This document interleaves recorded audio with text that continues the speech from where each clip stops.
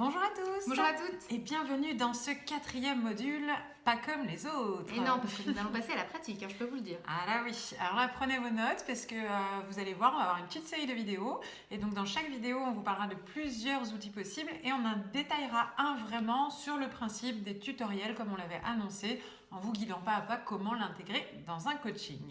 Donc c'est parti et donc on va faire le tour un petit peu. Vous vous rappelez, on vous avait cité 8 grandes thématiques d'outils. Donc on va les séparer les uns après les autres. Et pour le moment, nous allons parler d'une thématique la plus classique, j'ai envie de dire, mais on va essayer de la changer un peu. La thématique des outils créa-coaching intellectuels, voire philosophiques, mais voilà, dans la tête quoi. Voilà. En tout cas, on va faire appel au mental. Le petit neurone.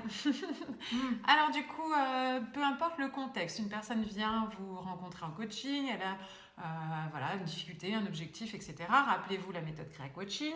On propose plusieurs approches. Parmi les approches, plusieurs outils. Donc là, imaginons qu'elle a choisi, ah oui, l'approche intellectuelle, ça me va bien. Ok, quel type d'outils vous pouvez proposer dans cette approche-là? Alors, outils intellectuels par exemple. Alors, On résume un petit peu finalement plein de choses qu'on a vues et on va en rajouter. Par exemple, on peut les amener à travailler sur l'écriture. Ça, c'est très très intellectuel. En tout cas, de les faire réfléchir et de noter des réflexions qu'ils pourraient se faire. Des lettres, des poèmes, même des chansons, pourquoi pas. Écrire des lettres à des personnes en vrai ou des lettres pour des personnes imaginaires ou pour Dieu ou pour sa bonne étoile, pour la vie ou pour soi-même, des lettres de soi-même, donc l'écriture des lettres. De soi à soi avec 20 ans d'écart. Par exemple, avec la chronologie. L'écriture de poèmes, tu disais, ça peut être aussi de textes ou de... des quiz. Des scénarios de vidéos ou des scénarios, des choses à écrire, à imaginer, mais en écrivant en tout cas.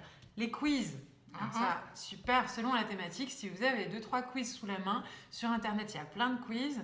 Imaginons que vous êtes spécialisé, allez, on va partir dans une démarche minceur. Prenons l'objectif démarche minceur. On peut tout à fait faire un quiz sur l'alimentation en ligne, un quiz pour savoir comment mangent les gens, est-ce qu'ils sont plus avec une alimentation acide ou basique, utiliser ou des tests, un quiz ou test, voilà. Tout ça, là, c'est au niveau du mental, la personne va répondre...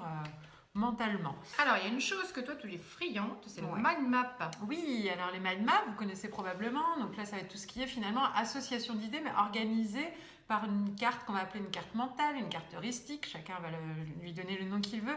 Mais l'idée, c'est d'accompagner la personne, à lui faire écrire un mot, puis un mot qui lui fait penser à ce mot-là, un autre. Puis à chaque mot, continuer à élargir. Ça devient un peu comme une fleur qui s'élargit. Voilà. Certains le font en dessin, avec des couleurs, des formes. Libre à vous d'imaginer les mind maps comme vous le voulez ou comme la personne le souhaite. Ça permet vraiment de clarifier les idées, d'organiser les pensées, pour faire organiser sa gestion du temps, organiser ses priorités, ses rêves, voilà, tout.